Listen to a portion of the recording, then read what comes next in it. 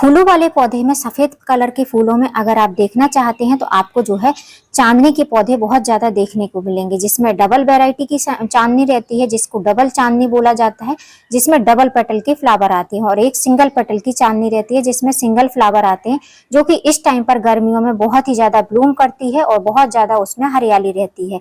तो आज मैं आपकी डबल चांदनी की केयर टिप्स शेयर करने वाली हूँ। मेरे पास में कटिंग से तैयार डबल चांदनी है जिसकी एज जो है 2 साल है, और वो उसको मैंने 8 इंच के गमले में लगा कर रखा हुआ है।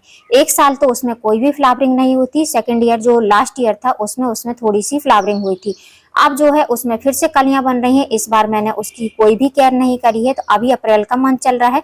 अगर आपका भी ऐसा कोई प्लांट है जिसमें आपने कोई भी देखभाल नहीं करी है, उसमें कलियां वगैरह आने लगी हैं, या फिर डबल चांदनी का प्लांट है या गंधराज का भी प्लांट है, तो उसकी आप जिस तरीके से मैं केयर करने वाली हूँ वैसी केयर करेंगे तो पौधा हेल्दी रहेगा, कलियां भी बहुत अच्छे से खिलेंगी। गर्मियों में फूलों की काफी ज्यादा कमी हो जाती है, जो कि आप इस तरीके के परमानेंट प्लांट लगाकर उनकी देखभाल करके उनको तैयार कर सकते हैं।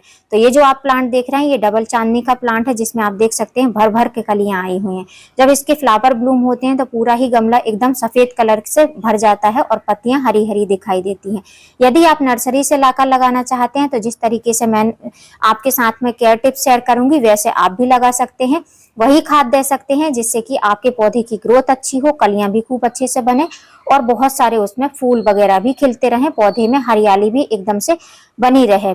तो हेलो फ्रेंड, मैं सबिता ग्रीन गार्डन गुजरात से। यहाँ पर आप देख रहे हैं ये मेरा डबल चांदनी का प्लांट है जिसको मैंने कटिंग से लगाया था। ये 2 साल का प्लांट है। अभी आप इसमें देखेंगे तो इसमें कलियां भी आने लगी हैं। और इस बार मैंने इस प्लांट की कोई भी प्रूनिंग कटिंग वगैरह नहीं करी, जिसके कारण से इसमें ऐसी इधर उधर कहीं भी ब्रांच दिखाई दे रही है, घना पौधा नहीं है। तो यदि आपका भी ऐसा पौधा है और अप्रैल मंथ चालू है, इस टाइम पर अगर आप प्रूनिंग कटिंग करना चाहते हैं तो छोटी छोटी सी ट्रिमिंग कर सकते हैं। मेरे पौधे में कलियां आने लगी हैं और ब्रांच भी काफी छोटी छोटी सी हैं। जो न्यू ब्रांच आई हैं वो काफी छोटी हैं, तो अब इसकी मैं प्रूनिंग कटिंग वगैरह नहीं करूंगी। अगर प्रूनिंग कटिंग करनी पड़ेगी, ब्रांच अच्छी हेल्दी हो जाएंगी, तो फिर मैं इनकी रेनी सीजन के टाइम पर कटाई छटाई कर दूंगी। लेकिन इस पौधे की मैंने 1 साल से रिपोर्टिंग भी नहीं करी है। तो अगर पौधे को हेल्दी बनाना चाहते हैं और अच्छी ब्रांच अच्छे फूल चाहते हैं तो आपको पौधे की रिपोर्टिंग जरूर करनी चाहिए। अभी भी टाइम है, अभी भी अगर आप रिपोर्टिंग करना चाहते हैं तो कर सकते हैं। तो देरी ना करते हुए चलिए हम इसमें कुछ जरूरी काम कर लेते हैं। तो सबसे पहला काम, अगर गमले की मिट्टी में घास फूस वगैरह है तो उसको निकालना है। मेरे गमले की मिट्टी में काफी ज्यादा घास थी जो कि बड़ी बड़ी नीचे तक जड़ बना ली थी, उनको मैंने निकाल दिया है। अब दूसरा काम जो हमको करना है, इस गमले में से इस पॉट को हमको हटाना है, रूट बॉल के साथ में प्लांट को निकालना है। तो अभी मॉर्निंग का टाइम है, शाम के टाइम में मतलब पिछले दिन कल की डेट में शाम के टाइम में अगर इसमें वाटरिंग करते हैं तो बहुत कम मात्रा में वाटरिंग करनी है, जिससे कि रूट बॉल आसानी से निकल जाए। तो इसको ऐसे पकड़ना है और गमले को ऐसे करना है। तो अभी आप देख सकते हैं मेरे पौधे का जो रूट बॉल है ये कितनी ज्यादा रूट बाउंडिंग इसमें हो रखी है, इसलिए पौधा अच्छे से बढ़वार नहीं कर पा रहा। पौधे की रूट को फैलने के लिए कहीं भी स्पेस नहीं मिल रहा है। तो अभी आप देख सकते हैं इसकी कितनी ज्यादा रूट बाउंडिंग हुई है। तो जो कटिंग से लगे पौधे रहते हैं वो बहुत अच्छे ग्रोथ करते हैं। तीसरा जरूरी काम करना है, हमको इसकी रूट को प्रून करना है। अभी भी टाइम है, इस टाइम पर भी अगर आप 15 अप्रैल तक ये काम कर लेते हैं तब भी आपके पौधे रिपोर्टिंग शॉक में नहीं जाएंगे। तो इसकी रूट को जब हम प्रून करेंगे तो आपको जितना रूट प्रून करना हो उतना कर सकते हैं। मैं हाफ पार्ट तक इसका ये रूट बॉल कट करूंगी। रूट बॉल कट करने के लिए आप सीजर कटर से भी कट कर सकते हैं, आरी वगैरह से भी कट करेंगे। आरी से कट करेंगे तो बहुत आसानी से कट हो जाता है। तो मेरे पास में ये दूसरे प्रकार की खुरपी है, इसमें थोड़ी यहाँ पर धार है, तो इससे मैं इसको कट कर दूंगी। अभी आप देखिए रूट बॉल को मैंने कट कर दिया। अब इसको हम खड़ा करेंगे। तो खड़ा करने के बाद में जो ये साइड में रूट बनी हुई है, इस तरीके से जो साइड में रूट है इनको भी हम कट करेंगे। तो अभी आप देख सकते हैं साइड की जितनी भी रूट थी ये इस तरीके की फीडर रूट रहती हैं, एरियल रूट रहती हैं, उनको मैंने हटा दिया है और नीचे से भी आप देख सकते हैं पूरा इसको क्लीन कर दिया है। तो इस रूट बॉल को मैंने हाफ कर लिया है। अब इस डबल चांदनी के प्लांट को लगाने के लिए हम मिट्टी तैयार करेंगे। डबल चांदनी का जो प्लांट रहता है ये बहुत ज्यादा हार्डी प्लांट रहता है, इसको बहुत ज्यादा बेल्डन सॉइल मिक्स की जरूरत नहीं रहती है। तो इसके लिए जो हम सॉइल मिक्स बनाएंगे, ऐसा सॉइल मिक्स बनाएंगे जिसमें पानी बहुत ज्यादा स्टोर नहीं रहना चाहिए, लेकिन मॉइस्चर मेंटेन रहना चाहिए। तो यहाँ पर आप देख रहे हैं ये गार्डन सॉइल गमले की मिट्टी है, जो कि पुरानी मिट्टी है। इसको मैंने सुखा लिया है और सुखाकर अब मैं इसको यूज कर रही हूँ। उसके बाद में आपने जितनी गमले की मिट्टी ली है, अगर आपकी नई सॉइल है तो आप उसका हाफ पार्ट उसमें सैंड ऐड कर लीजिए।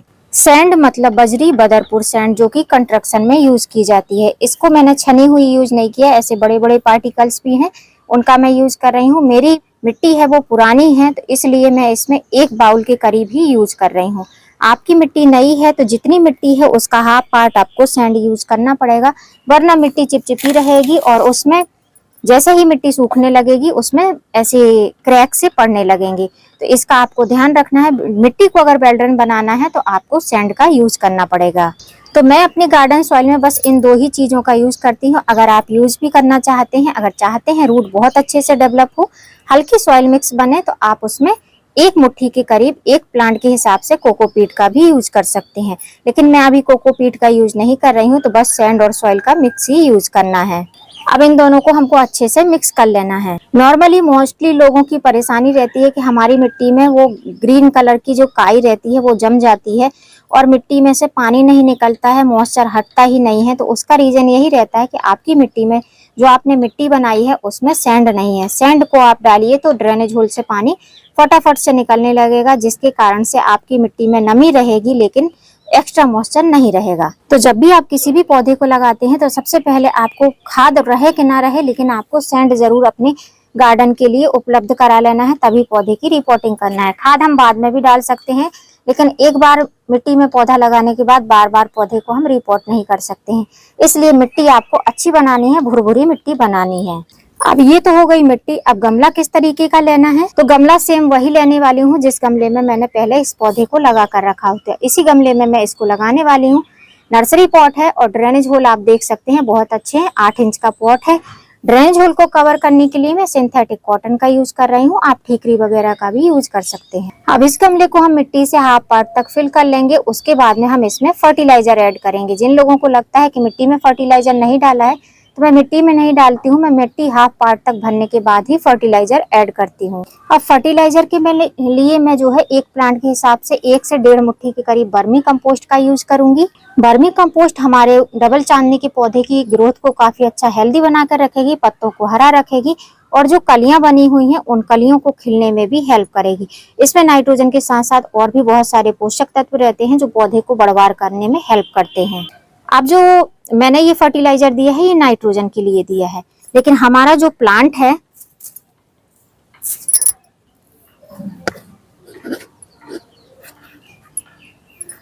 जब भी मिट्टी डालनी है आपको पौधे में, तो एक बार में पूरी मिट्टी फिल नहीं करनी है। मिट्टी थोड़ी सी डालने के बाद में इस तरीके से फिंगर से दबाना है। इसको दबाने का यही मतलब है कि अगर आप इस तरीके से करेंगी तो जो ज्यादा आंधी तूफान में पौधे आपके हिल डुल के टेढ़े मेढ़े हो जाते हैं वो नहीं होंगे। और दूसरी बात, जब आप इसमें मिट्टी फिल कर देते हैं और पानी डालते हैं तो बुलबुले की तरह निकलते हैं, तो वो बुलबुले नहीं निकलेंगी। जो मिट्टी में गैप रहता है वो गैप नहीं रहेगा, पौधा हेल्दी तरीके से बढ़वार कर पाएगा। और उसके बाद में आपको एक हाथ से पकड़ना है प्लांट को और दूसरे हाथ से पॉट को, और 1 से 2 बार इस तरीके से टैप टैप कर देना है, तो प्लांट आपका नीचे से जो है बहुत अच्छे से स्टेबल हो जाएगा। फिर सेकंड टाइम फिर से आप इसको मिट्टी से पूरा फिल कर सकते हैं। अब दूसरी बार में जो मिट्टी डाली है बस उतनी ही मिट्टी डाली है जितना कि जब इसमें हम पानी दें तो इतना गैप रहना चाहिए, पानी इसमें रुकना चाहिए थोड़ी देर के लिए। और उसके बाद में जब पानी नीचे जड़ों तक पहुंच जाएगा तो ड्रेनेज होल से पानी निकलने लगेगा। अब फर्टिलाइजर देने के पहले हम इसमें 1 मग के करीब, लगभग ½ लीटर के करीब इसमें नॉर्मल पानी देंगे, जो कि टैंक का पानी रहेगा लेकिन ठंडा पानी रहेगा। तो इस तरीके से आपको 1 मग के करीब नॉर्मल पानी दे देना है, क्योंकि हमने इसकी रिपोर्टिंग करी है। तो रिपोर्टिंग करने के बाद में जो हमने पानी दिया है वो पानी नीचे जड़ों तक पहुंचना चाहिए, और साथ में हमको लिक्विड फर्टिलाइजर भी देना है। तो इस चीज का भी ध्यान आपको रखना है कि पानी नीचे तक पहुंचना भी चाहिए और फर्टिलाइजर एक्स्ट्रा निकलना भी नहीं चाहिए। अब जब ये पानी सूख जाएगा उसके बाद में हम अपने पौधे की मिट्टी में फर्टिलाइजर देंगे। यदि गर्मियों के टाइम में रिपोर्टिंग कर रहे हैं तो आपको ज्यादा से ज्यादा रिपोर्टिंग करने के बाद में पानी देना है। जिस दिन आप रिपोर्ट कर रहे हैं उस दिन की बात कर रही हूँ। उसके बाद में आपको रूटीन बेस में जैसे डेली साबरिंग वाटरिंग रहती है वैसे ही करना है। एक्स्ट्रा वाटर आपको इसमें नहीं भरना है, स्पेशली सुबह के टाइम में, क्योंकि धूप बहुत जल्दी हो जाती है, और जिसके कारण से अगर मिट्टी के गमले नहीं हैं और प्लास्टिक के गमले हैं तो उनमें पानी जो है काफी ज्यादा गर्म हो जाता है और मिट्टी भी गर्म हो जाती है, जिसके कारण से प्लांट की रूट भी काफी ज्यादा डैमेज होने के चांस रहते हैं। अब आपने देखा था कि रूट बॉल को मैंने काफी ज्यादा ½ पार्ट से भी ज्यादा कट कर दिया था, तो जिसके कारण से जो हमने पानी डाला है वो पानी यहाँ तक तो जरूर पहुंच गया होगा। अब इसके बाद में हम इसमें फर्टिलाइजर देंगे, और फर्टिलाइजर देने के बाद में देखिए उसके पहले भी अभी ड्रेनेज होल से पानी नहीं निकला है, और फर्टिलाइजर देने के बाद भी ड्रेनेज होल से पानी नहीं निकलना चाहिए। इस चीज का आपको ध्यान रखना है। तो मैं जो फर्टिलाइजर बना रही हूँ वो 1 गिलास में ही बनाऊंगी, और पूरा फुल गिलास पानी भी नहीं है। तो 1 गिलास पानी में मतलब 8 ड्रॉप है सीविड एक्सट्रैक्ट की, इसका मैं यूज करने वाली हूँ। सीविड एक्सट्रैक्ट में ह्यूमिक एसिड भी रहता है जो पौधे की रिपोर्टिंग के बाद में जड़ों का विकास करने में हेल्प करता है, और यदि आपके पौधे में रिपोर्टिंग टाइम में कलियां वगैरह बन रही हैं तो उनको भी खिलाने में मदद करता है। कलियों के साइज बड़े बनते हैं और बहुत सारे माइक्रो न्यूट्रिएंट रहते हैं। तो ये है सीविड एक्सट्रैक्ट, इसका मैं यूज कर रही हूँ। इसको हमको डालना कैसे है, बस थोड़ी थोड़ी मात्रा में हमको चारों साइड ही इसको स्प्रिंकल कर देना है, इस तरीके से डाल देना है। अब अगर गाढ़ी मात्रा में डाला है, मतलब थोड़ा थिकनेस वाला, मैंने इसको सीविड एक्सट्रैक्ट को डाला है। इसको डालने के बाद में अगर थोड़ा सा अगर नीचे से लिक्विड निकलता भी है, वैसे तो ये नीचे तक पहुंचेगा ही नहीं, अगर निकल भी जाता है तो कोई प्रॉब्लम नहीं है, जड़ों तक भी पहुंच जाएगा और मिट्टी में भी समा जाएगा ये फर्टिलाइजर, क्योंकि इसकी थिकनेस ज्यादा थी, पानी कम थी, और जो ड्रॉप थी वो 8 ड्रॉप थी। तो इस तरीके से आप अपने पौधे में ह्यूमिक एसिड भी दे सकते हैं, सीविड एक्सट्रैक्ट भी दे सकते हैं, जिससे कि पौधे की जड़ें भी मजबूत रहेंगी, पत्तियां भी हरी भरी रहेंगी, पौधा भरपूर मात्रा में ग्रोथ कर पाएगा। अभी का जो फर्टिलाइजर देने का टाइम है वो 7:30 बज रहे हैं, लेकिन अभी आप देख सकते हैं सुबह की जो धूप रहती है वो बहुत हार्श नहीं रहती है, तो वो धूप में मैंने रिपोर्टिंग करी है। यदि आप रिपोर्टिंग करना चाहते हैं और अगर 7 बजे 7:30 तक आपको टाइम नहीं मिला है तो आप इवनिंग के टाइम में रिपोर्टिंग कर सकते हैं, वो सबसे बेस्ट टाइम रहता है। अब मैंने इसमें सीविड एक्सट्रैक्ट डाला है, आपके पास में ह्यूमिक एसिड है तो ह्यूमिक एसिड भी एक सॉलिड ऑप्शन रहता है, जिससे पौधे की अच्छी ग्रोथ बनती है, रूट की अच्छी ग्रोथ बनती है, तो आप उसको भी डाल सकते हैं। बहुत सारे लोगों के पास में सीविड रहता है लेकिन ह्यूमिक एसिड नहीं रहता है, इसलिए आज मैंने इसमें सीविड डालकर दिखाया है। अब आप नीचे की साइड से देखेंगे तो आप देखिए हमने सीविड जरूर डाला है ऊपर से, लेकिन नीचे से देखिए आप पानी ही निकल रहा है, सीविड वाला पानी ब्लैक कलर का नहीं निकल रहा है। तो जो नीचे पानी पहले हमने डाला था वही पानी पहले निकलेगा, सीविड वाला फर्टिलाइजर पौधे में समा जाएगा। तो देखिए गमले के ड्रेनेज होल से पानी भी निकल गया, फर्टिलाइजर भी डाल दिया।